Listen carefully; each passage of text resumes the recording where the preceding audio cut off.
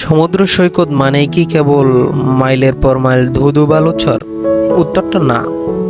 বাংলাদেশের বুকেই লুকিয়ে আছে এমন এক অনন্য উপকূল, যা কোনো সাধারণ সৈকত নয়।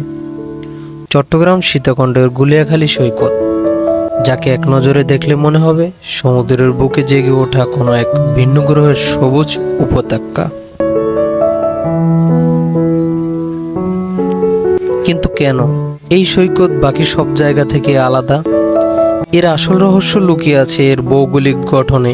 এখানকার মাটি মূলত অত্যন্ত উর্বর, উপকূলীয় পলি ও কাদার মিশ্রণ।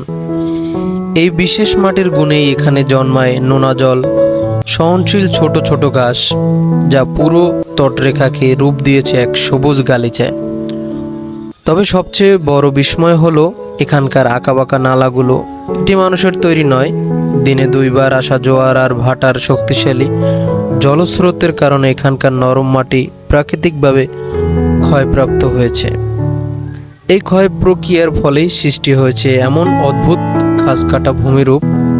জোয়ারের সময় যখন বঙ্গোপসাগরের জল এই নালাগুলো দিয়ে ভেতরে প্রবেশ করে, তখন এক মায়াবী দৃশ্যের সৃষ্টি হয়।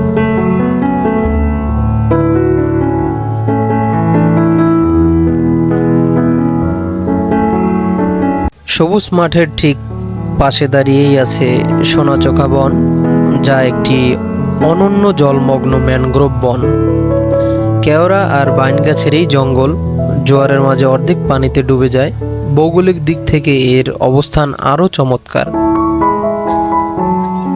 এর ঠিক পূর্ব দিকে দাঁড়িয়ে আছে সীতাকুণ্ডের পর্বতশ্রেণী, পাহাড় থেকে নেমে আসা মিষ্টি পানির ছোট ছোট ঝর্ণা এই সৈকতের কাছে এসেই সাগরে মেশে। ফলে এখানকার পানিতে লবণাক্ততা কিছুটা কম থাকে, যা এই সবুজের বাস্তুতন্ত্র বা ইকোসিস্টেমকে টিকিয়ে রাখতে সাহায্য করে।